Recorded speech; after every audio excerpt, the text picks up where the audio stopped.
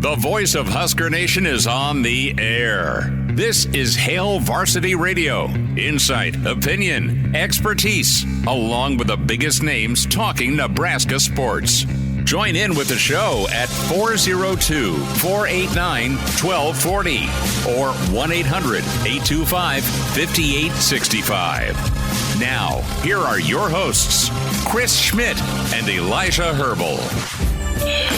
Welcome to it. Fridays here. It's Hail Varsity. We're powered by Cornhead Lager. Chris Schmidt, Elijah Herbel, getting into the Memorial Day weekend with a Friday show. Busy action on the base paths for Nebraska as they look to get into the semifinals. It is Elimination Friday. Thoughts on the Big Red if they can hang on here against Ohio State. Runner on third.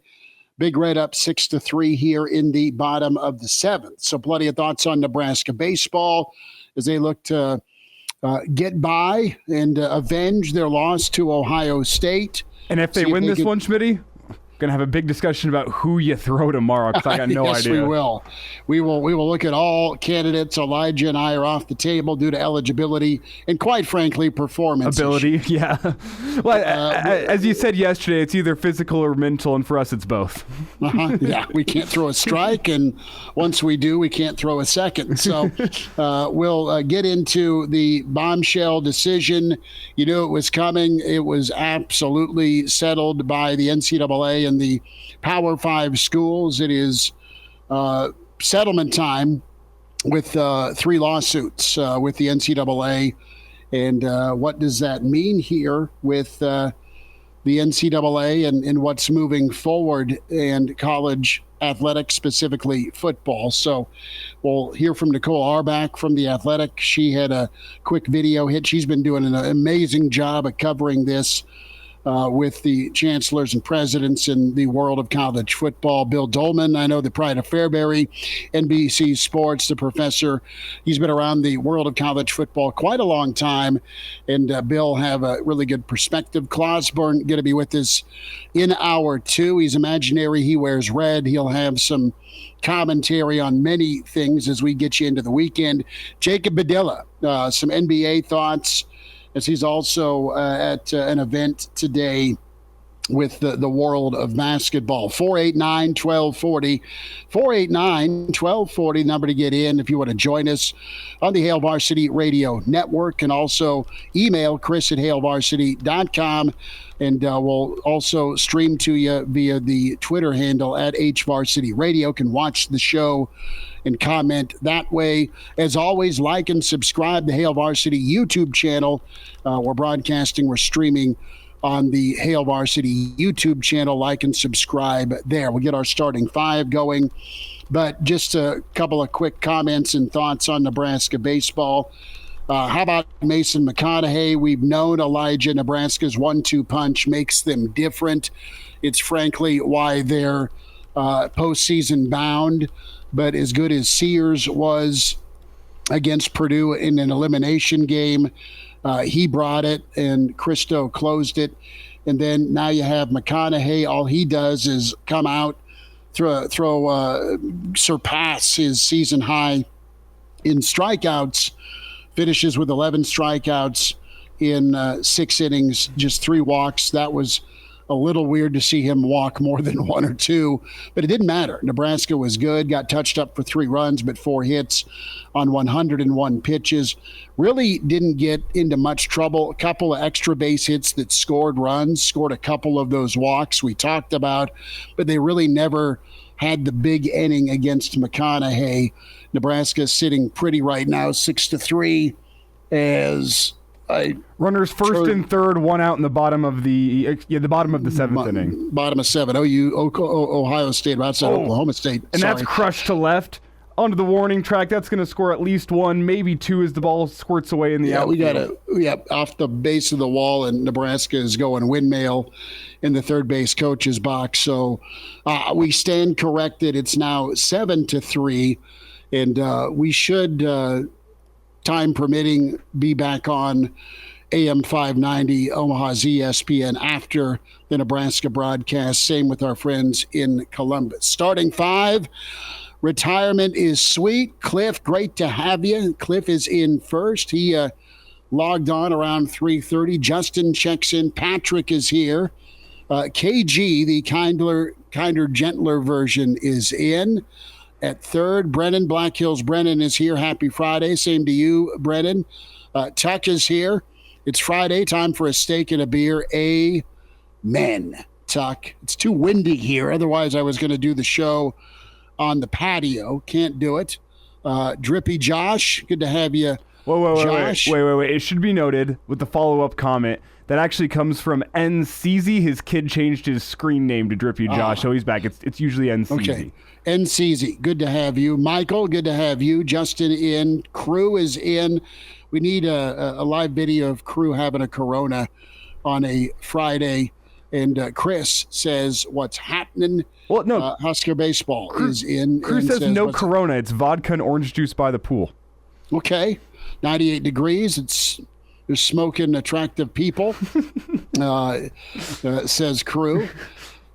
Matthew is doing everybody's work for us, and he's throwing ribs on the smoker right now.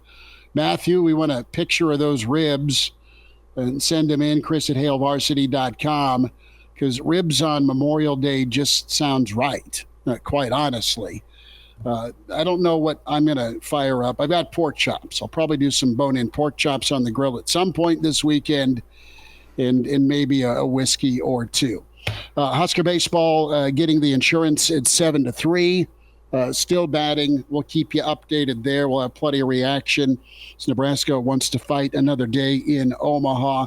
So let's get into the agreement with the NCAA and the House lawsuit. 3 different lawsuits.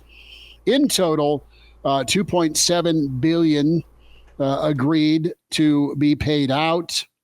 That is back pay. That also allows 22% in the budget for schools that can afford it, Elijah, moving forward for revenue sharing.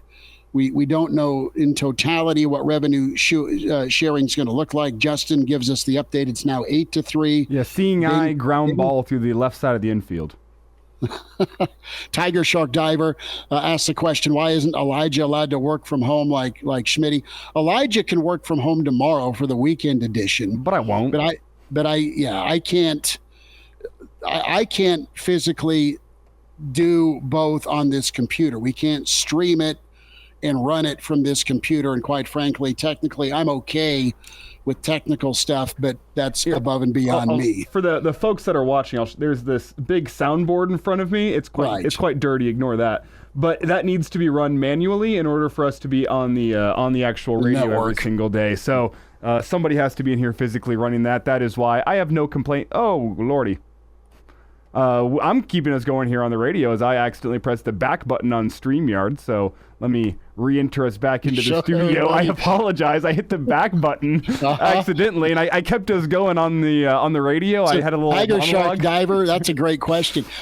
Why is Elijah stuck in studio? And I blow it up as I try to explain why. That's pretty funny. KG says, "Show us your feet." Oh. And Tiger Shark Diver. That's true. Somebody's got to hold down the fort. So there we go. Now there is ice cream up the hallway in the fridge, Elijah. I can't have any. Really? No. It's a holiday weekend, dude. Well, that's why, is because I am on a calorie count with my macros being counted as well through this diet I'm half keeping myself to, and knowing what is upcoming this weekend, where I have a 999 challenge and probably plenty of beers in my future. I don't want to cheat myself now whenever I know it's going to be a cheat weekend. So sure, that's completely fair. Don't hedge. So your winners with this NCAA settlement: schools can now pay players directly. 22% can be allocated. That's about $20 million per school if you can afford the nut. How are you going to spend it? What's going to happen with Title IX? How will NIL work? All those things are in play. You've got the NCAA lobbying Congress. That is Tuberville, the former football coach. That's Manchin. Manchin and Saban are tight, so don't kid yourself. Saban's going to have input. If you can get some congressional oversight, because the NCAA while they lost the lawsuit, it's pay a boatload now or pay even more later. That's what they decided to do, pay an exorbitant amount now or a worse amount later. What they're going to do is try and put together a rule so it's not apples and oranges per state. There's no uniform law. It can be different things for different states, and the NCAA's always wanted to have competitive balance. That's been blown up here because you have about 40 schools, Elijah, for sure, a top 25 or a top 30 that can afford $20 million in this new revenue column. The rest of them, if you can't do it, then you're bleep out of luck when it comes to getting the best prospects. And then also the trickle down. How does that help when it comes to funding your other programs? Everybody is at the beer keg of college football, right? You pull the old tab and they pay for your athletic program. That's how it's been forever. That's why football rules the roost, because of the TV contracts. That's why you have Friday Night Football if you're Nebraska and you're hosting. Nicole Auerbach lays it out. Let's hear from her.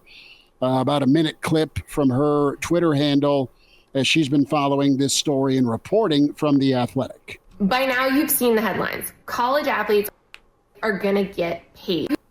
By now, you've seen the headlines. College athletes are going to get paid by their schools. It's actually happening. Here's what we know, and here's what we don't know yet. So what we know, the NCAA and the power conferences have agreed to terms to settle a case, well, really 3 cases, that will allow athletes to get $2.7 billion in back pay damages because they were not able to be paid for being athletes. Now, this money is in part coming from the NCAA reserves and in part from money that they're withholding from what they would normally give to conferences over the next 10 years. That's the backward-looking part of this.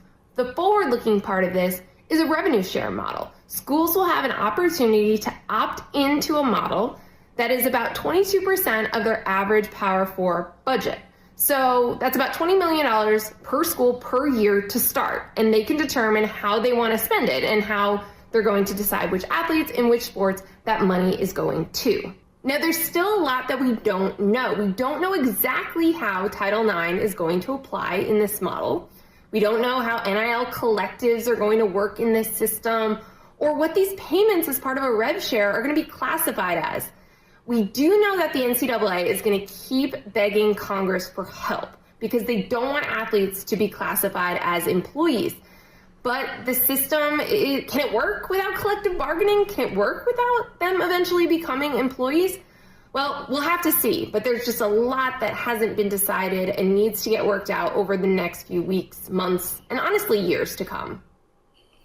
You become an employee, Elijah, that can put into serious jeopardy your tax-exempt status as a university. And that is, if you're the NCAA and you're making money in a non-taxable setup when it comes to your oversight of the NCAA tournament, college baseball, everything but the college football playoff, they don't want to break that treatment for sure. Well, I know that folks are going to continue to watch college football, and I think this $20 million will go to football, and then you'll be able to distribute to your other sports, but your priority is going to remain football. On the flip side of things, maybe they should be taxed. I know they don't want to be. I don't. No, I'm not.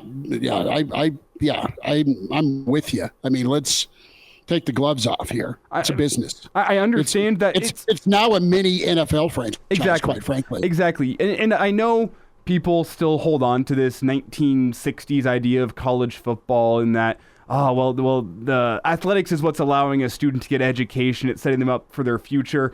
That's not what college football is anymore. And there's a lot of sports in college athletics that still are based on that model, that, you know what, you're using your athletics as a means to get yourself an education and set yourself up for your future. It's a symbiotic relationship there for the university.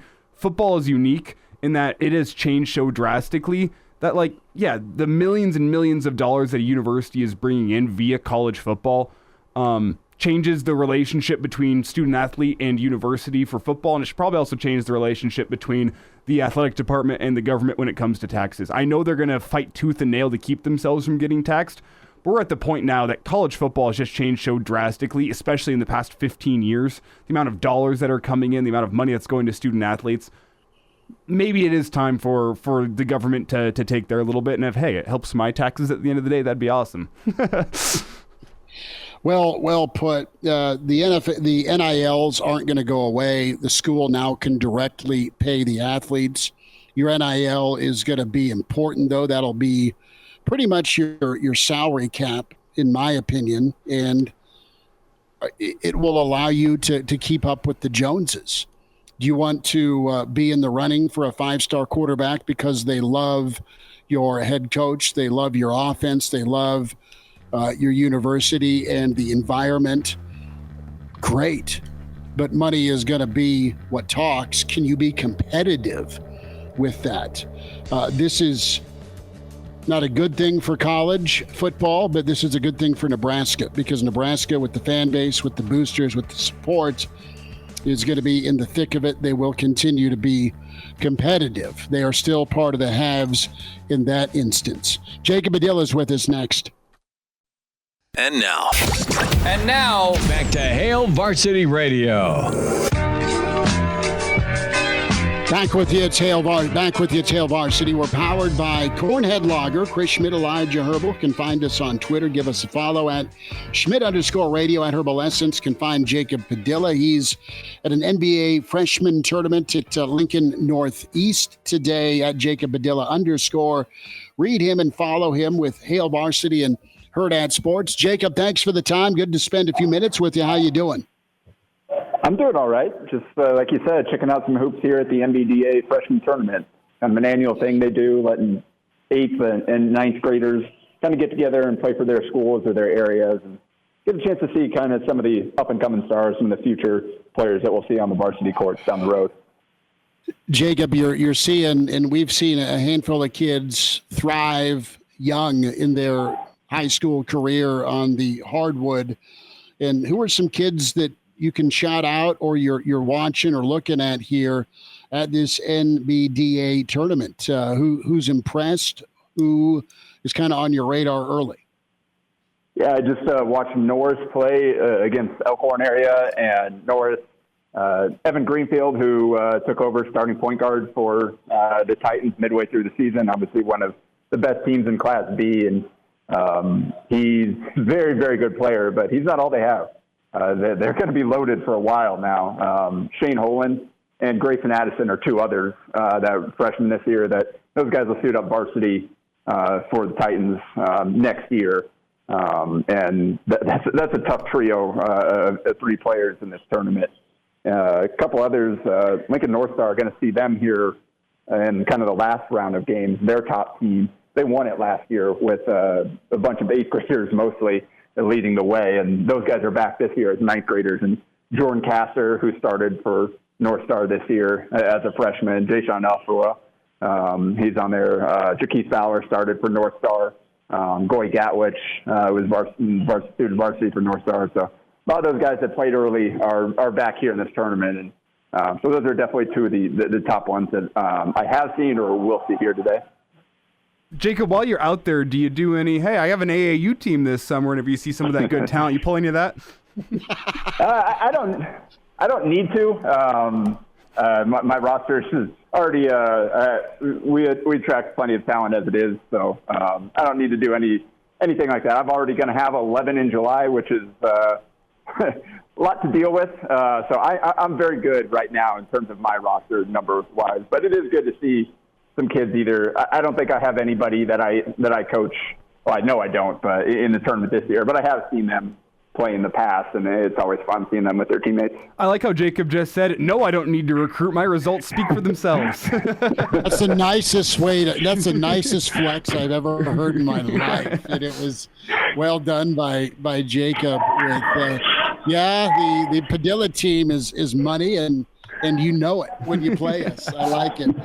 Jacob, I want to get your reaction to the NCAA lawsuit settlement. We're talking and looking at $20 million to be able to spend on your rosters across all sports. I think a lot of that will be directed towards football, but it needs to trickle down. And specifically when you look at Nebraska, when you look at even Creighton right now with their NIL war chest and what they've been able to do from a player attractiveness. I know Baylor is rising up the draft charts. That's just another instance of Creighton winning via the portal. Part of that's fit for sure, but a lot of that also is NIL opportunity. And how do you see both schools positioned right now with this new day in the world of college athletics? Yeah, well, it's not great off the top when the football schools kind of just get together and sort out this settlement using basketball money to determine who is on the hook for what without input by any of those other schools that are affected by it. So that's right off the bat kind of a messed up way for this whole thing to start. Like, I'm happy. Like, it's a long time coming that they're going to work out that the athletes do get a share of the revenue, whatever. It's just kind of like it has been, just a mess the way this has all been handled from start to finish, just because the NCAA and its membership has been so resistant to these changes and trying to be proactive and finding a way to work with the athletes and all that to find a more equitable model. So that's right off the bat. That's kind of, it gives you pause about where a school like Creighton does end up in the future in this landscape. I think they've established themselves well enough and they're proactive, like they're going to be creative again, like getting in that NIL tournament next year and things like that to position themselves to continue to have success as the landscape changes. But without kind of that football money coming in, you're never quite sure. And as we're seeing, if you don't have that football money coming in, then you don't get to be at the table making these decisions on what the future is going to look like. So I think definitely uneasy just about kind of where this is going and what it might mean for someone like Creighton and just kind of beyond that, what's the future of kind of the Olympic sports and things like that. That's kind of the concern here is you figure out how all this money is going to be divvied up and determine all that sort of thing, kind of getting the kind of venture capital involved for some of these schools. That is always a scary thing because of the way venture capital operates and what that might mean for opportunities for student athletes down the line. So there's still a lot to figure out, a lot that I'm kind of uneasy about and what this might look like down the road.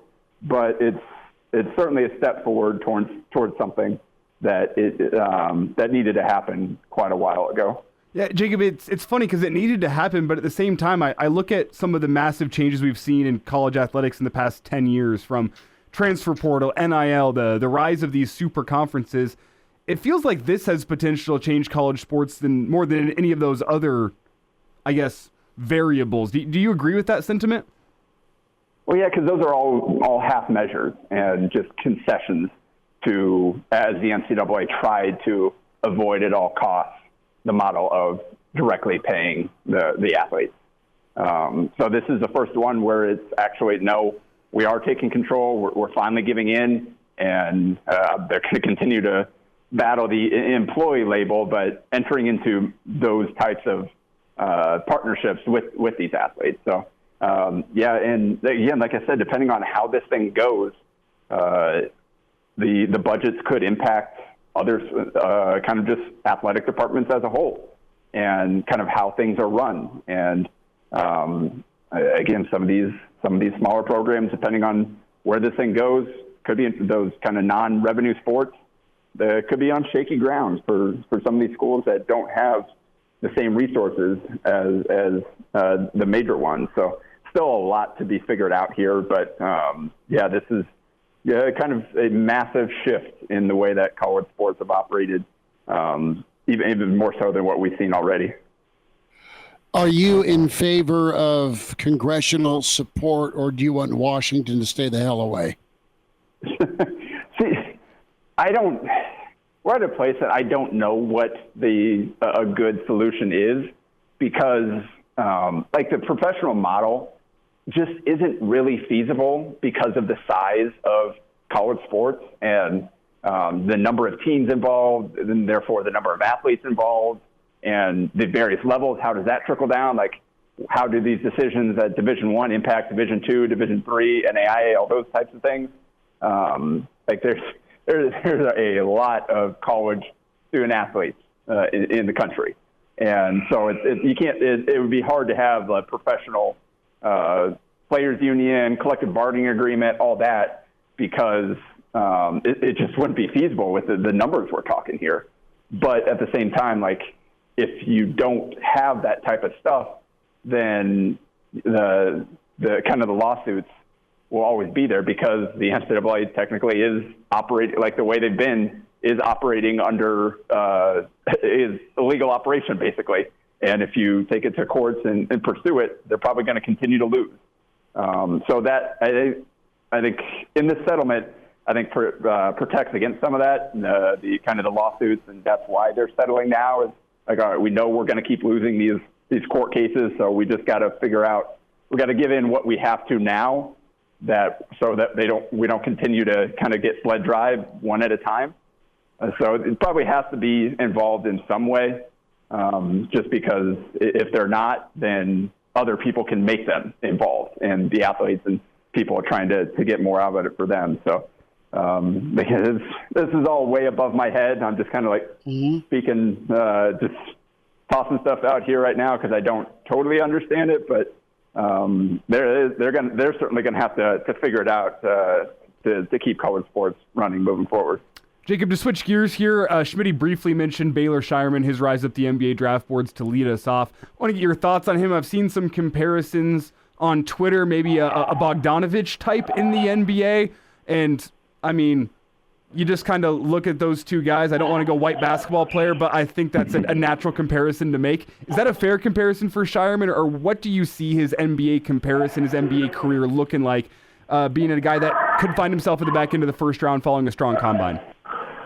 Yeah, I have to go with another white comp here, but Joe Ingles is the one that that I've always kind of gone with, because I think Bogdanovich is probably a little bit more of like an on-ball creator in the NBA and more of a pure scorer as a shooting guard, whereas Baylor, I think, at the next level, the kind of the catch and shoot shot and just kind of the smart decision making as a secondary playmaker or passer, I think those are the ones that are going to those are kind of the skills that he's going to have to rely on the NBA. Like I don't think he's going to be a primary scoring option like he was at Creighton this past year, where everything's going through him and he's running pick and rolls, he's attacking the basket, all that type of stuff.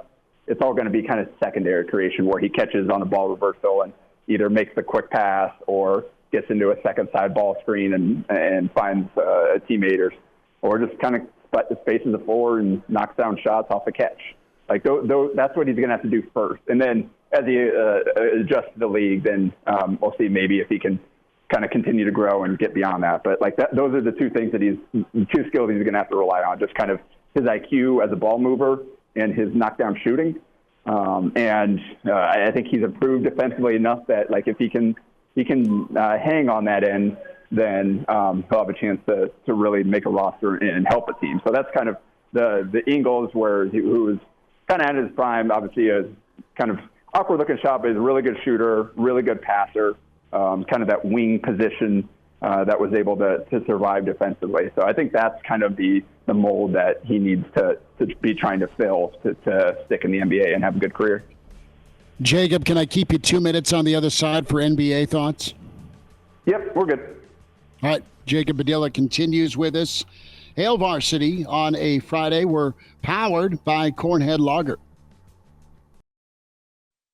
And now, back to Hail Varsity Radio. Couple more minutes with Jacob Padilla. It's Hail Varsity, powered by Cornhead Lager. Chris Schmidt, Elijah Herbel.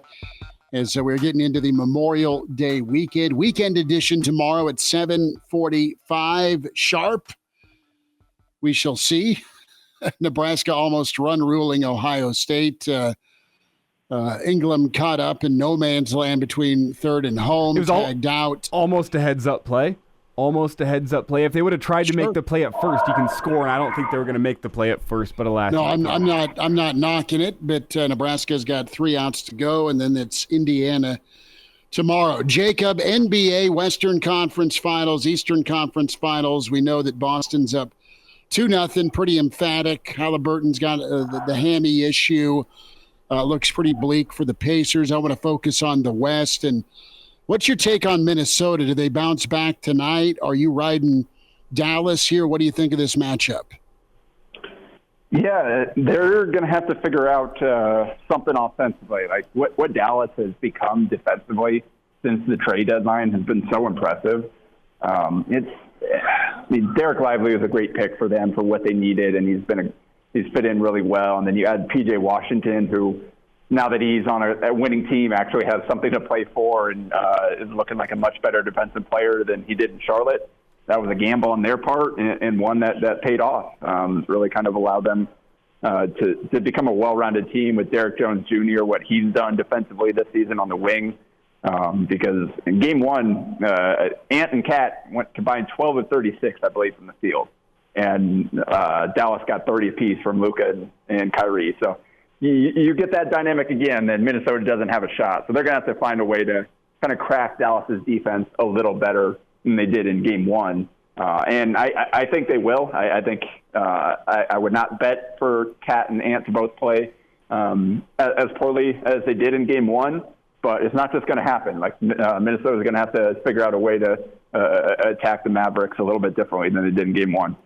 Jacob, my take throughout most of the postseason has been whoever makes it out of the West is going to win it all. But now I'm seeing what the Celtics are doing to the Pacers in the East, and I'm thinking maybe I'm wrong. What's your take on that?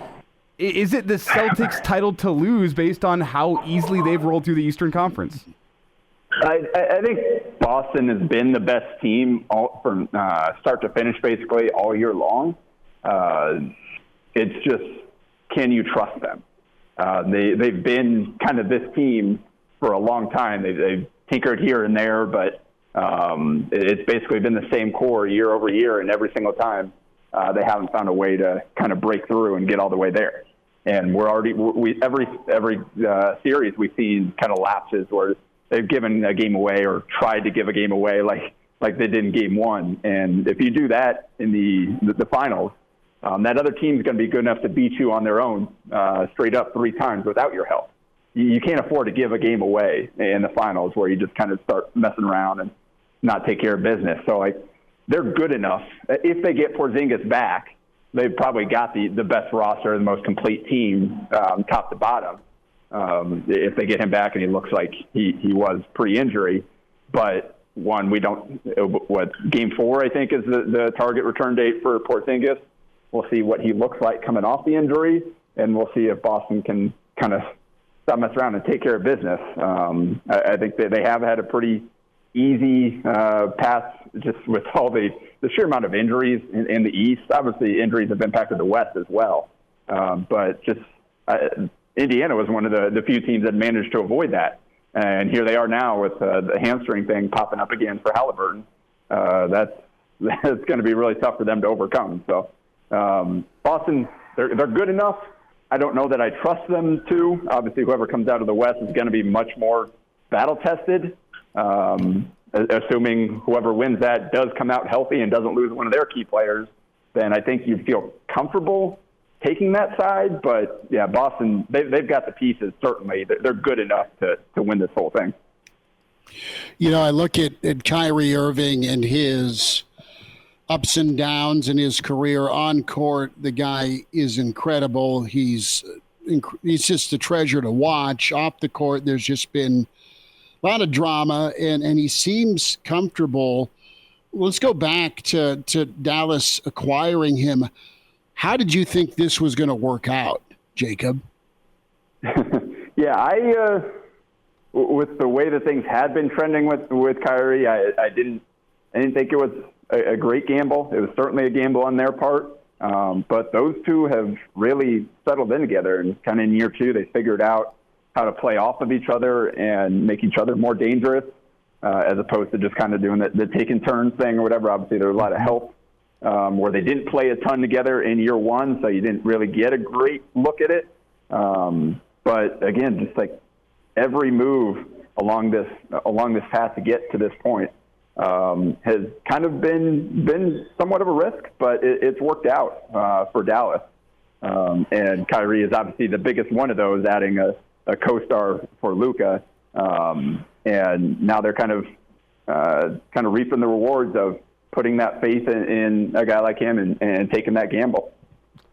The guy can make money shots in critical moments, and you've got the Mavs GM Nico Harrison. He's a guy that used to run Nike's basketball division before he got hired by Dallas, and that's been, I just want to throw in before you jump in, Elijah, that's, I think, an underrated relationship here that's helped things thrive in Dallas. And Jacob, before we get you out of here, I would say from an outside perspective, Schmidt's caring level for the NBA over the past 5 postseasons has been maybe a 4 out of 10. This year it's ratcheted up to probably a 7.5 or an 8. What is it about this postseason? It's fun to watch. And I want to ask Jacob, what is it about this postseason that has made it more fun to watch for the casual fan? I don't know, especially considering just the sheer number of injuries and how that's impacted so many of these series. I mean, it started in the play-in with guys going down, and then transition to the playoffs. And every round, we've got a significant injury to one team or another. But I think a guy like Ant and how likable he is, and kind of the personality that he's displayed, and kind of Minnesota playing off that, I think that's a reason when you've got a star like him kind of emerging. He's a guy that's fun to watch, and a guy that teams can kind of latch on to. And Luka is obviously a premier talent. You've got Boston, kind of just what they are, one of the winningest franchises in the league, and with their following. So just, I think there's some likable players out there that we've had. Haven't all been great series, but there have been some notable moments and some crazy finishes, and those kind of always add to the enjoyment of a playoff run. So probably just a combination of a lot of those factors. Jacob, have a great holiday weekend. Always love the insight and the time. Thanks for joining us this afternoon. Yep, good talking to you guys. All right, there is Jacob Padilla, and he'll have some thoughts as he is at basketball tournament, some of the rising stars in prep basketball. The NBDA going on at Lincoln Northeast. Tiger Shark Diver says, I'm in trouble. He must have heard the bunny come out of the bedroom, and maybe he could feel the look I just got at the back door, because the pups have been, well, raising hell in the backyard. 2 of them are staring at me. So, yeah, if I don't come back for the next segment, you called your shot, Tiger Shark. We'll wind down hour 1 with Hail Varsity. And now, back to Hail Varsity Radio. One final time, it's Hail Varsity. We're powered by Cornhead Lager, Chris Schmidt, Elijah Herbel, the Pride of Fairbury, NBC Sports. The professor, Bill Doleman, is going to join us here in about 10 minutes. His thoughts on the NCAA settlement. Husker baseball is still okay, relatively speaking, as there's bases loaded and 1 out now as a fielder's choice to first. But it was Wordley that got into some trouble with his pitches, and Ohio State's put a couple on the board, but it's still 12-5. And you were asking a lot out of Wordley to ask him to go 3 innings. That's kind of right on the edge of what he can do. But with that kind of runway, a 9-run lead, I don't necessarily disagree with you saying, "Hey, let's see if you can go out there and close it out. We'll let you give it a go." I don't disagree. No, totally agree. So Matthew is taunting us here in the stream, and you're welcome to subscribe and like and watch the show on Hail Varsity YouTube. We try and get to the stream for comments as often as possible during the show. He's got a loin on Monday. I assume that's beef tenderloin, maybe it's pork tenderloin. Pork tenderloin's incredible as well. I'm soft. I go air fryer instead of the smoker with my pork tenderloin. I should probably try the smoker sometime. But he has all the stuff off the back of the ribs. I need to know, Matthew, are you going baby back or St. Louis style? And 2, do you rub down the ribs in yellow mustard before you dry rub it? That's kind of my go-to. And then I'll just go naked on the smoker and then eventually wrap them in some foil, orange juice to spray them, or some apple juice to spray them. Oh. You got to get that mop sauce going for them, baby. Tell me about the mop sauce. So you get yourself some apple cider vinegar. Okay. And you essentially just put whatever rub you use on your ribs, throw that in there, throw in some chili flakes in there, and it turns into just this very vinegary, spicy sauce that you cook the ribs with. Fantastic. Works on a pulled pork as well. Look up a mop sauce. It is the way to go for me for any of my porks, not beefs. I've also done the test between putting yellow mustard on my ribs before I cook and not. And you can tell a difference, but I enjoy them both ways. And I've found that for the work that is required, I think I'm happy actually not going with the yellow mustard binder, because what happens is whenever you have that salty rub that you put on the ribs, it draws out some of the moisture, and it still leads to a bit of a crust that way. Slightly different. It's not as thick of a crust. But if you sauce up the ribs at the end, the difference is somewhat negligible. It doesn't really change the flavor all that much. I've actually found you don't need to go for the yellow mustard. I still do the yellow mustard on the pork butt. That is still very important. Okay. But on the ribs, it's actually a little bit less important than you might think. I've done the testing here. Well, I'll take your word for it. I will say. I like my ribs a little chewier and I'll smoke them for 3.5, 4.5 hours. Just kind of varies. And then I'll put them in the oven to finish for about 10 minutes or so, just to crisp them a little bit. And I'm more of a dry rub. I will sauce them, but I don't put hardly any sauce on them at all, comparatively speaking to some others. I'm with you. Fall off the bone is overrated. I just want my sauce just a little bit tacky on there. I don't like them all sauced up and gross. And baby backs are elite. Okay, I have absolutely audibled. I have gone baby back as well, but I'm gonna tick off all the pork fans. It's beef ribs. He's the pride of Fairbury, an average Joe. Bill Doleman, the professor. I had a 6 ACT in 1967. One time I got an A and my grandma beat me for cheating. Now with Hail Varsity Radio. Back into it. It's Hour 2 at Hail Varsity. We're powered by Cornhead Lager, Chris Schmidt, Elijah Herbel. Welcome in, Pride of Fairbury, and the Professor Bill Doleman ready to go in Hour 2. Billy D, it's a holiday weekend. I know you're geared up for some racing this weekend. How you doing? I'm great. Finals are over. Grading is over.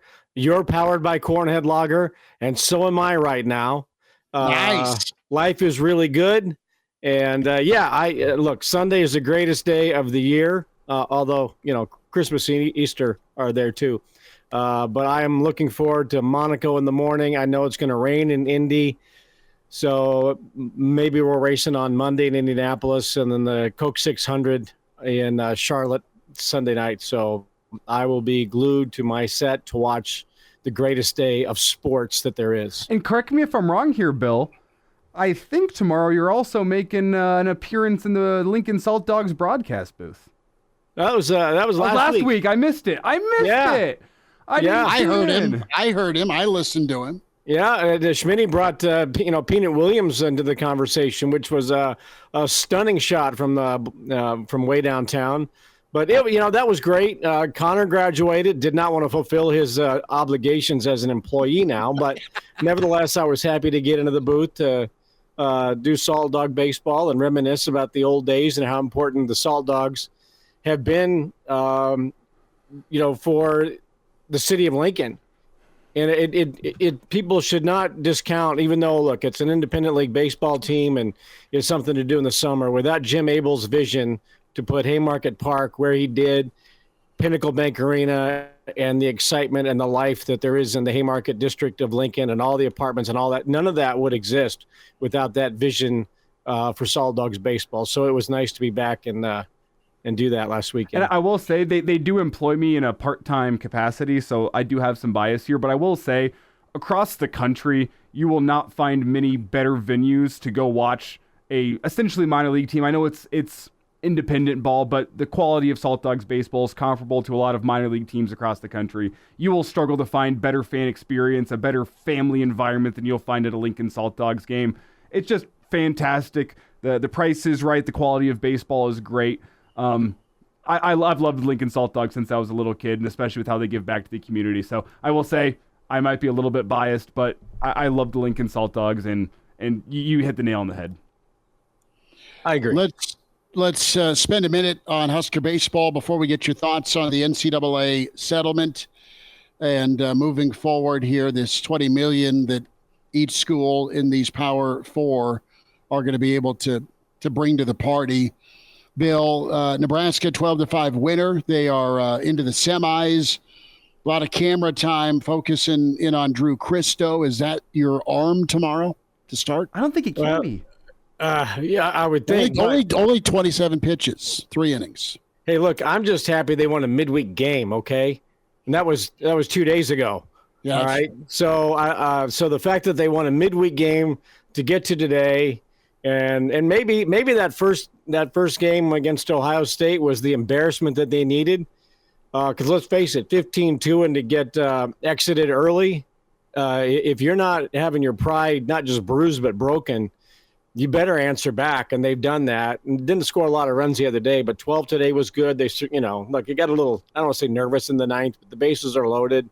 You're thinking this can't happen, and it didn't. So good on them for that. I thought Sears was fantastic. McConaughey, Christo, yeah, maybe. I think that team still has to pitch and play with the embarrassment of the opening round game against Ohio State as its motivational factor, and everybody's got to be ready for whatever part they can play in it. But good on them for coming back, because what happened in the first round was devastating. And if they played like that against who'd they beat, Purdue, mm-hmm. if they'd taken that game 1 loss into the Purdue game, I think they're 2-Q in the NCAA regional. But now I think yesterday and today, or 2 days ago, 2 of the best performances I've seen from them this season, and that's in part because they answered back. So good on Will Bolt. The question really does become, though, as you turn to the weekend, what arm can you turn to? Timmerman was up and down at the end of the season. I know he hasn't pitched much in the past month, but maybe that's an arm you turn to. You look at Brockett. I mean, he had such a rough outing on Tuesday night. You wonder where his head's at. I know his pitch count didn't get extremely high. You'd probably still have him on account tomorrow. Maybe that's an arm you turn to. Maybe that's an arm you look to on Sunday should you win tomorrow. Do you go back to Christo after he threw 3 innings? I know he was under 30 pitches, but he still threw 3 innings just 2 nights ago. I mean, it's not an enviable place to be, the Husker dugout right now, trying to figure out who you're going to throw tomorrow, because there's not many great options. Here's what I do if I'm Bolt and Childress. I find a VHS tape of Shane Comine, and what was that, the 2004 Regional 5? Of him throwing 158 pitches with 2 brass balls on his arm. And I say, okay, suck it up. Look what this guy did. That's why his number's on the freaking wall, all right? He's from Hawaii and pitched in Lincoln for 4 years, for God's sakes. Suck it up and go throw strikes and go make plays behind him, all right? Enough of this dancing around with pitch counts and, you got to try and – no, you got to win, all right? You got to manage – you got to manage your team for 2 more games to win a Big Ten title and prove that you're worth having a 2 seed in a regional. You've messed around enough in the midweeks. Now just go suck it up and get a good team win. Go earn it. In Omaha. I got the VHS right over here, okay? If they ain't got no VHS machines at Husker Vision or wherever, I have one. Just dust off the tape and show Comine throwing 158 pitches. It's a different era, though. Okay, good, fine, different era. Everybody pitches an inning, they all get a ribbon, and everybody's arm's okay. Orange slices for everybody. juice box too. Don't forget. Listen, they could. I think I'd like to see him go with Christo. I think the pitch count and the wear and tear. This is his moment, man. He came in a do or die a couple of different times here in the last 10 days and delivered. Let's see if he can ride that momentum. See if he can transition it from long relief to a starting gem for Nebraska, because they got to have it, right? I mean, yay, they're in the semis if you're a Nebraska fan, but really they need to get to Sunday. I think Nebraska fans would feel a lot better about their team, despite the inconsistency, if they get to Sunday and then put a little at ease as far as going from that 2 to 3 seed and stay out of A&M or Arkansas, because I think that's a real possibility if you bow out tomorrow. Oh, I'm sure they're going to A&M. I mean, why would you? Why not? Why break tradition? Yeah, I mean, come on, isn't that the given? So I just assume they're going to play Texas A&M, and the NCAA is going to think, "Wow, this is really funny the first 2 times. Let's do it again." You know, we get our ass handed to us in lawsuit time, but man, we have fun in the postseason with pairing. Bill, let's talk. Let's talk NCAA settlement. Let's talk $2.7 billion. Let's talk trickle down, $20 million of revenue sharing. The Bill Doleman plan moving forward is what? We know folks are going to watch college football. We know folks love college football. We know there's always been haves and have-nots, going to be even more defined now. We also know Nebraska, despite their last 10-plus years on the field, from a fan base and support and investment standpoint, is a player. So lay it out here. How do you move forward here in this new world? You know, this is a bar conversation for 2 or 3 hours, you know, and just trying in terms of figuring we'll out. We'll see at 7:15. Yeah, we've been talking about this for so many years. I mean, going back 20, really. And now it's kind of all happening. And I've been talking about a players union for a long time. But now that, you know, that union has to somehow include other sports and other athletes, and especially female athletes. And institutions are going to have to figure out what's our priority here. And, you know, volleyball at Nebraska is certainly a priority, but is it a priority at, you know, enough of a priority at Kansas State, at Utah, at Colorado, whereas, you know, women's basketball at Tennessee and UConn is a priority. Is it that big of a priority at Minnesota? I mean, these are all, you know, questions that schools are going to have in terms of how they're going to distribute $20 million, which seems to me low, $20 million in, you know, revenue sharing. And is that money always going to be there? You know, $2.7 billion seems low to me in terms of how you're going to have to distribute funds to the number of athletes who are going to be saying, look, we deserve to, you know, a claim at this. Volleyball at Nebraska is important. Men's, if you were to tier the sports at some of these schools, and not all of them would look the same. It's football, right? And that's the most important thing. At Kansas, it's men's basketball. But you know what? Men's basketball is not near as important as football. And that's why Kansas was always in conversations for going into the Mountain West or something, right? But I think you have to tier your sports. It's football. And then is it volleyball, men's basketball, women's basketball, softball? Where does wrestling fit in some places? At Penn State, it's high. Wrestling at Penn State would be equivalent to volleyball at Nebraska, but that's a men's sport. So now you've got Title IX implications. And then on top of all of this, which, you know, that's one decision, but who's the bean counter at the universities that's going to be in charge of all this? You're going to have an entire staff of people, an entire department within the athletic departments and the universities who are going to be handling all the money. I mean, this isn't just as easy as this is like the NCAA over the last 20 years anyway, with Mark Emmert, the last, you know, president, kind of hands off, like, well, here's $20 million, you guys figure it out. And then leaving it to some schools that aren't ready to do it and trying to figure out how are we going to distribute our $20 million. Nebraska, like, you know, think about when NIL came on board. Nebraska was ready.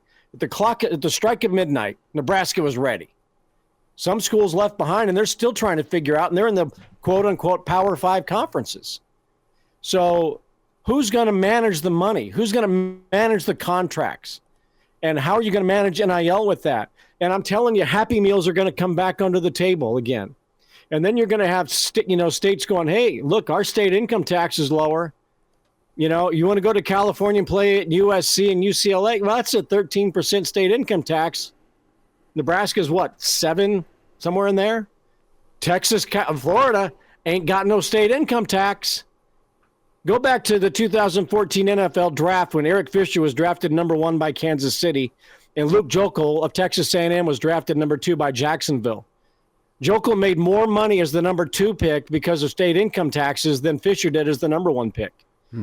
And people are going to be able to use those tax implications in terms of recruiting. And they're going to say, well, you're going to make more money in Texas and Florida, but we do have these Happy Meals here. We'd love for you to, have a little hamburger here. And there's going to be money that's not going to be taxed again. So you're going to get back into the wild, wild west, the boosters giving money with happy handshakes. My NIL deal is cash only, please. Right, exactly. But again, how are you going to tell certain sports that you're not part of this anymore? And do certain sports have to just say, yeah, I guess we're not, and we're just going to become club? Is it going to be like the wrestling? I love NCAA wrestling, but is wrestling just going to have to look in the mirror and say, we're not going to get any money anymore? We're going to be a club sport. And people laughed at Nick Saban when he retired and talked about this, but that's exactly what's going to be happening. Gymnastics is probably going to be an Olympic club sport. Soccer, as great as soccer is that going to have to become a club? I don't know. This is not simple. The NCAA to me is saying, here's $20 million. You all go figure it out, and we hope that we can still stay in business. You have been forced to, with Title IX, feed a lot of mouths, right? And instead of feeding those sports that don't generate any revenue, only drain the wallet, you're going to have schools just shut them down. Right. I think that's absolutely a possibility. And I think maybe you do have coaches and administrators who say, is it healthier for us to take our sport and make it into some type of club association where it's and I'm not saying this, nothing against softball, but softball, which has become a huge sport recently, but I'm just using it as an example. The National Softball Association starts to oversee club softball. Same with wrestling or something along those lines. And in some states, it's certain sports are more important. Volleyball is important to Nebraska. Is it as important in Iowa? Well, go ask the University of Iowa, who's been a doormat for years. Well, right? Bill, the ironic part of this conversation as we wrap up here, we're going to have to hold you for another segment, is that the sports that are going to be the real losers in this are the ones that follow the NCAA model as it was originally laid out years and years ago. The ones that you're using your athletic gifts in order to get yourself an education to set yourself up for life. Those are the sports that are going to be truly hurt by this, as opposed to the sports that have now changed and entered this new business era of modern college athletics. And part of that will be due in large part to the foresight or lack thereof of the institution in which they're attending. Nebraska's had the foresight. Nebraska's been all in on all of its sports forever. Not just football and volleyball and basketball, rifle and tennis and track and field and all of that, right? Nebraska has been all in on sports because sports is important to our cultural fabric. But there are some schools that still aren't up to code on the NIL, and maybe they just decide we're going to just drop out altogether. Bill Doleman with us, Pride of Fairbury, the professor. Another segment on the other side with Bill. Hail Varsity Radio is live. Now, back to Schmitty. Schmitty's a great guy, but he don't have a brain. And Elijah. You want me to speak? When I point you, yeah. On Hail Varsity Radio. Thanks for hanging out. Clausborne is 15 minutes away. Some commentary from the man that's imaginary and wears red. Right of Fairbury, Bill Doleman, who's got his racing goggles all ready for Sunday. At Bill Doleman, Elijah Herbel, Chris Schmidt. Reminder to get buckled up. Use your seatbelt. It saves lives. It prevents injuries only if properly worn. Make it click. A message from the NDOT Highway Safety Office. Bill, some college football thoughts, and going to play a couple of clips for you here from Josh Pate. Does a good job online with Late Kick, his show.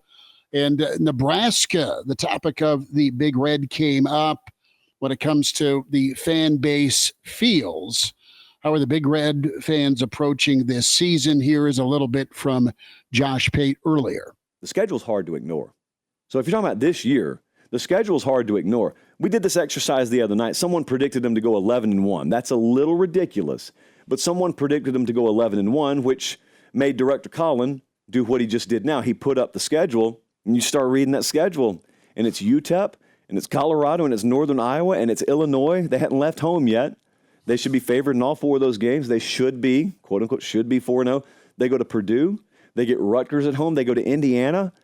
Which of these games so far has you shaking? It's not until October 26th at Ohio State where you get Nebraska fans to say to you, yeah, we should lose that game. Maybe, who knows? Upsets happen, but we should lose that one. But then what do they say? But the rest of the way, UCLA should be a win.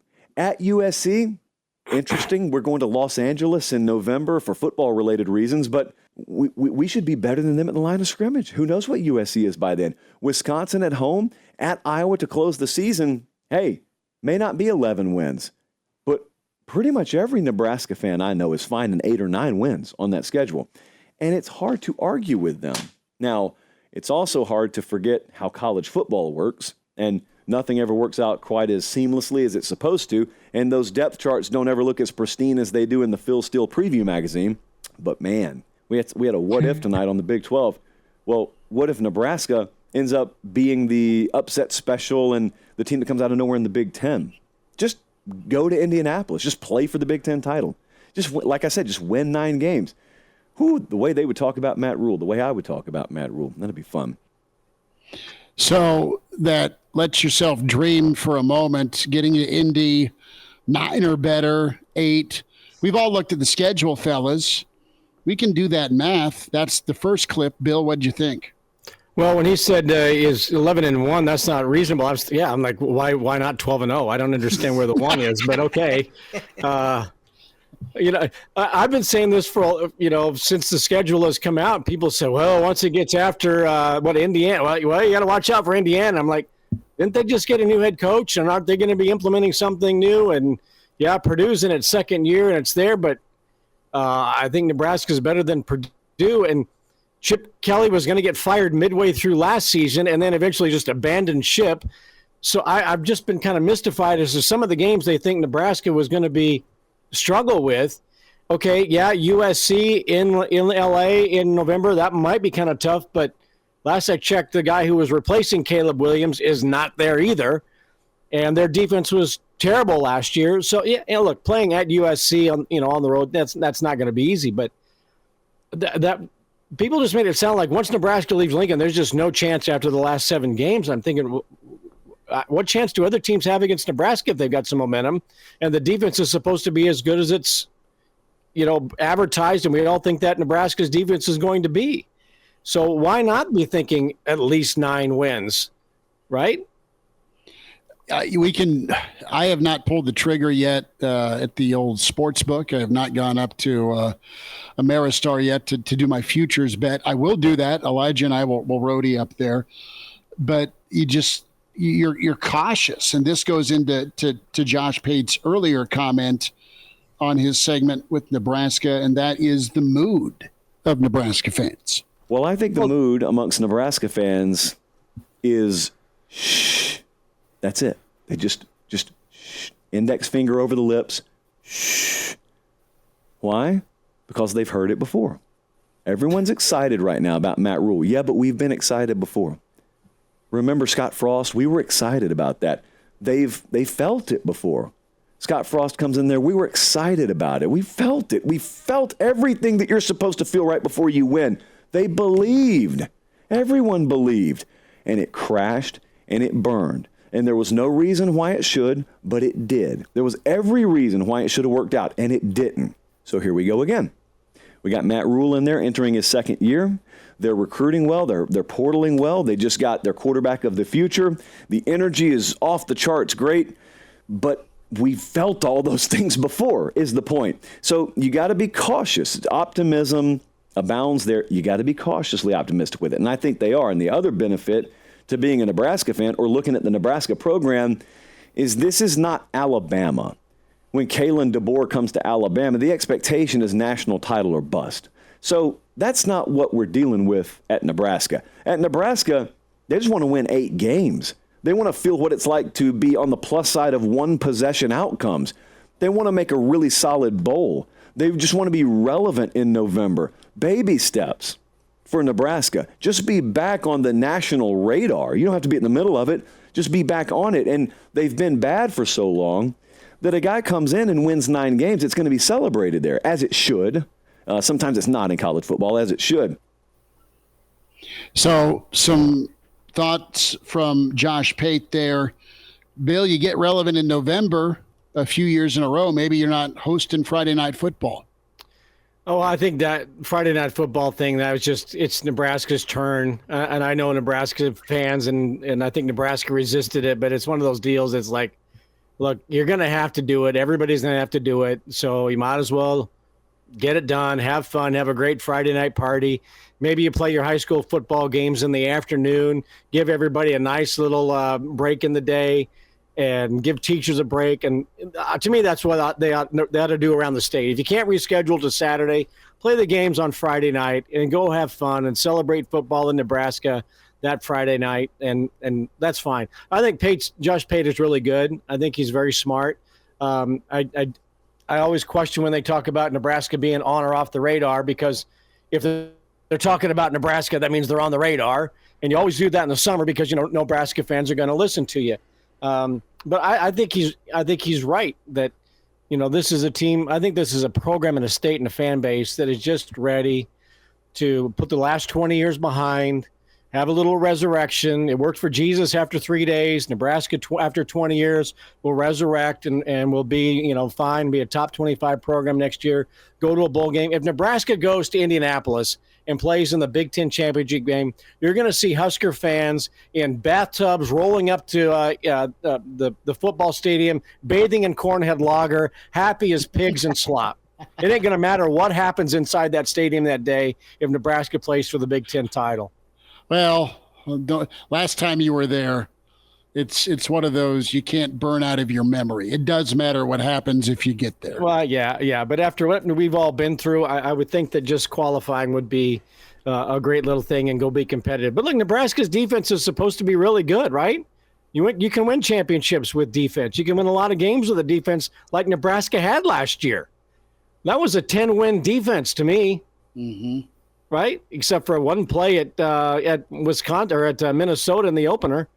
But for the most part, that defense was good enough to win 9 or 10 games last season. Why wouldn't it be better to win that many this year? And the offense should be better. So I don't see why, I think the big test is USC going on the road in November at that stage of the season. And okay, maybe Ohio State on the road will also be a tough one. But everything else I think is more than winnable. I want to see how they measure up. I want to see how they start. I want to see how they handle success. I mean, there's lots of mile markers to hit this season with the talent, with the experience that's back, and then with the young pup behind center. Polar Bear on the cover of Lindy's College Football Preview. So that's pretty interesting.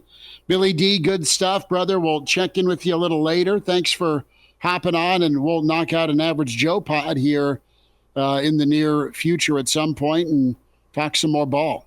That would be great. And, of course, talk racing. Yes, we'll do that. Pride of Fairbury, it's Bill Doleman, at Bill Doleman on Twitter. The Professor Bill will check in, and thanks again, man. All right, see you, boys. Bill Doleman in his football office. We got to get him some sort of Indy racing backdrop. Who's on the horn? Stacy. Okay. Stacy, thanks for calling. Welcome into Hail Varsity. Go ahead. Well, my family has some questions about this plan that the athletes now have to be paid are they going to be considered an employee of the university? Are they being paid out of Nebraska's budget, or is NCCA paying them, or what? It's Stacy, thanks for your call. Thanks for the question. That's all got to be determined. The schools are going to be allowed to pay the athletes directly. All right. But before this ruling, this decision, it was going to be your NIL, your collective that paid the student athletes, technically the football team or your basketball coach or X, Y, or Z were not allowed to have any interaction between payment, sponsorship, and student athletes. So it's going to be the athletes. There's money budgeted, about 22% of the money conferences get from the NCAA is going to be budgeted to pay said student athletes, but there's far more student athletes. When you look at the numbers, they got to figure out how they're going to hand out the money. And that's something we talked about last week with the Memorial Stadium renovation plan of universities having some foresight, athletic departments thinking, man, how do we get every single penny that we can out of Memorial Stadium? Because soon here we're going to have 22% of our budget taken away. It's going straight to the student athletes. And it's going to change college football completely. It's going to change college sports completely. But yeah, I mean, it's unprecedented, the fact that it's essentially now a salary cap in college football, that 22% of a university's budget is now going directly to the student athletes. And the NCAA is going to fight that employee tag because that probably puts in jeopardy their tax-exempt status. So they've got to come up with some end around to make sure they stay tax-exempt, the athletes get paid. And there's a lot, Stacy, that's unsettled. That's what I can tell you. Thank you for your call. 489-1240 to get in. He's imaginary. He wears red. Clausborne, the Friday forecast on the way. It's Hail Varsity, powered by Cornhead Lager. And now, back to Hail Varsity Radio. Husker baseball is off to the semis. They will touch gloves with Indiana coming up tomorrow, 9 a.m. They win. It's round 2 to try and take down the Hoosiers. A second outing tomorrow. We'll see who gets the nod. And I think it's going to be Christo or not. I think that does add to the importance of us actually being on time on a Saturday morning, considering we have a bit of a hard out. Punctual. It's 7:45 ish.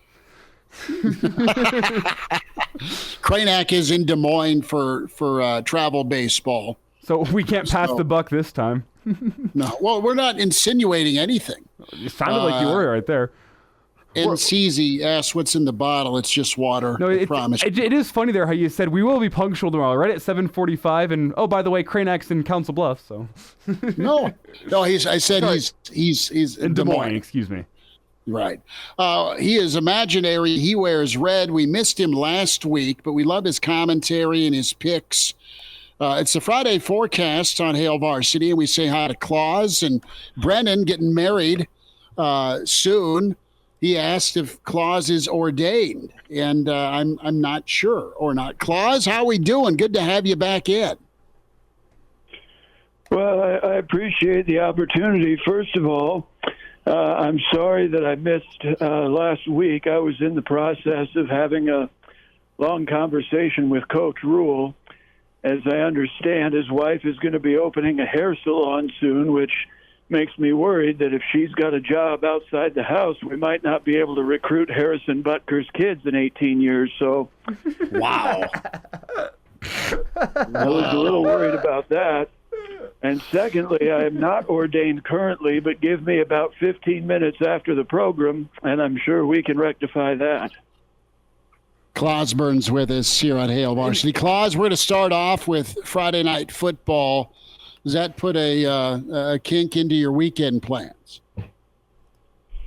Well, not really. I think it's kind of exciting that we'll be really the only game anybody's talking about that particular day, getting national TV exposure.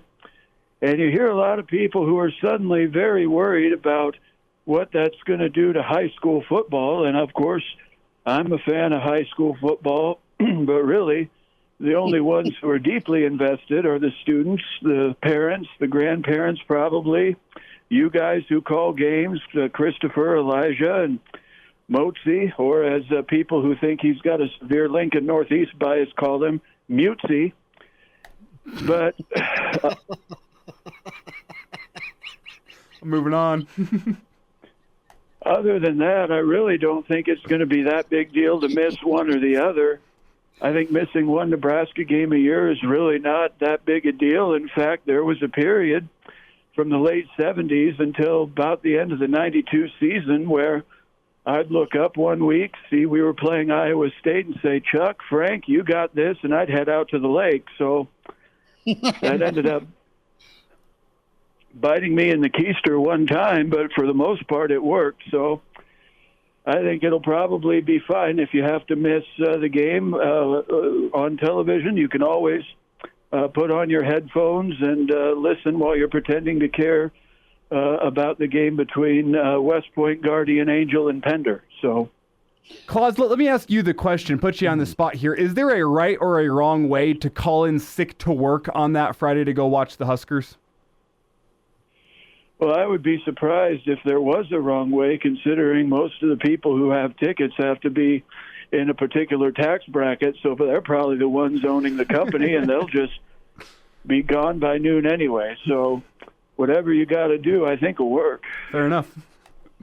Claus, baseball on the mind. Let's get a little music for Claus. And the Huskers able to survive, and they are set to go with Indiana tomorrow at 9 a.m.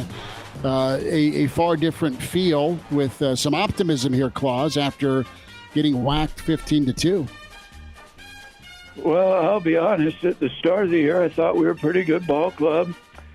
Started wondering who was going to be appearing in the Lincoln Regional. And then it felt like we fell off a cliff such that I wondered if we were being coached by Will Bolt or Toonces the Cat from those old Saturday Night Live sketches. But any opportunity we get to take down Indiana and research what the heck a Hoosier is a good day in my book. Claus, need to get your take here on the NCAA settlement, $2.7 billion. That's a lot of money.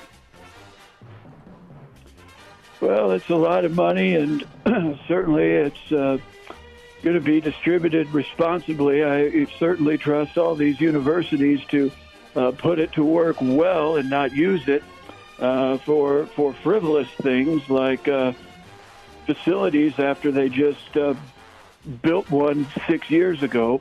As I understand, some of it's going to the players. Is that correct? Yeah, past players. Uh-huh. So Rhett Bomar will finally get that back pay from Big Red Auto. Good for him. Wow, that's a pull. That's really a pull.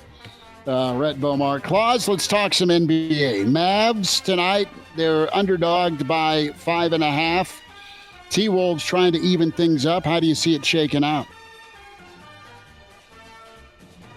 I honestly was pretty surprised they pulled off the win the other night, did Dallas. But this game will be in Minnesota. Am I mistaken or no? Nope, it is in Minnesota. Well, it's going to be hard to keep your energy up when all you've got to eat is Northern Pike and Jell-O salad with mayonnaise in it. So I think the Timberwolves are probably more accustomed to it, and they'll probably get the win tonight. Does Indiana have a heartbeat left, or is this Boston in 4? Well, I never bet against the city that gave us the Wahlberg brothers and New Kids on the Block, so jeez. There is a level of toughness you just can't compete with there. So I think the Celtics are going to end up taking it, and we'll be getting an opportunity for them to rest before they figure out who they're playing in the finals. It's good stuff, Claus. Before we get you out of here, we have about a minute left. Give a reaction to the footage that was released of Scotty Scheffler being arrested.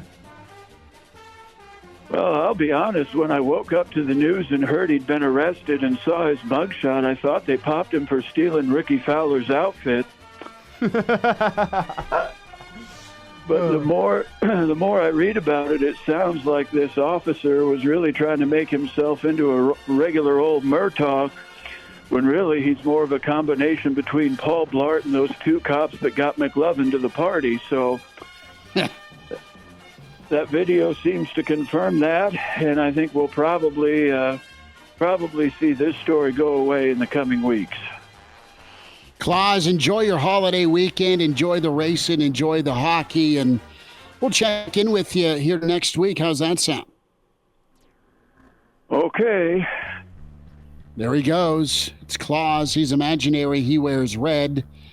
And he's off. He's off to his weekend. Oh, we didn't ask him about his Memorial Day plans. We'll have to ask him next week what he got up to on Memorial Day. I know. He'll fill us in. We'll do a steak and a beer bet coming up. We'll wind down a Friday. It's Hail Varsity, powered by Cornhead Lager. And now, back to Hail Varsity Radio.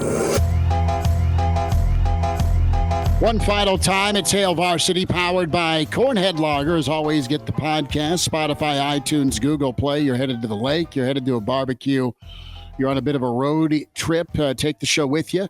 And tomorrow is where you can watch us on the YouTube channel, Hail Varsity YouTube channel. Like and subscribe there. Show's always archived that way as well.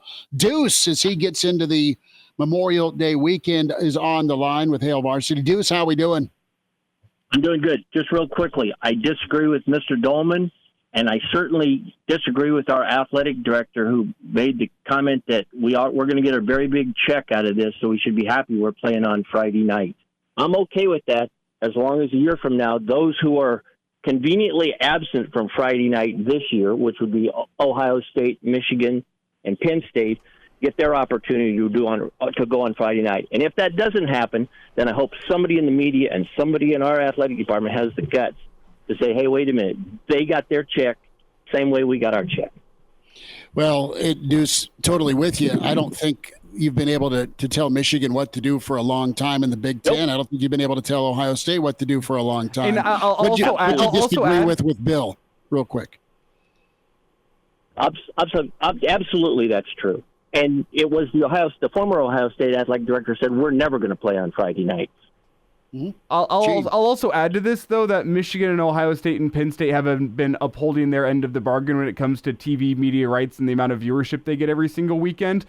I think whenever I look at this year's Friday, and we talked about this earlier in the week, I see it as that first foray into 11 a.m. big-time matchups on Saturdays. I think it's the same thing they're trying to do with Friday Night Football. And once it comes around that Friday Night Football has value, that's whenever I think you see the Ohio States and the Michigans and the Penn States of the world in there. Simply put, they've upheld their end of the bargain on the field, and they've gotten the viewership on Saturdays. You're never going to get a helmet. You're never going to get a helmet game on Friday night. Nope. You believe in coincidence more than I do, then. I don't believe in coincidence. I don't think it's coincidence. I think they've upheld their end of the bargain, and that's why they have the leverage to say no this year. But I think once this plays out and we get more and more viewership on Friday nights, that's whenever I think they're going to have to start playing on Friday nights as well. You want to make it in a coveted spot. You force Michigan and Ohio State to play on Friday night. That's correct. Each other. That is correct. Deuce, have a good weekend, Thanks, brother. guys. Appreciate you. I'll believe it when I see it with those three as they're dug in. But I will owe more than a steak and a beer to Elijah if and when that day does come. How we going tonight? Minnesota, Dallas, -5.5. Wolves favored again. Elijah, can I try for 2 in a row? Steak and a beer? Yeah, what do you want? You're going to let me pick first? Go for it. All right. I think I'm going to go with the Wolves. I'll even give you 6. Okay, if you want to give me 6, I'll take it. I'm not going to do it happily because I think I was also going to go with the Wolves, but I turned it over to you for a reason. Whoever picks first tends to pick a mistake. So I will happily root for the Mavs tonight. Big Luka guy, Kyrie. Big Luka guy, I'll root for Luka tonight. No, I think he was awesome. He was great. Podcast, get the show, download it, check us out Friday. Tomorrow morning, 7:45.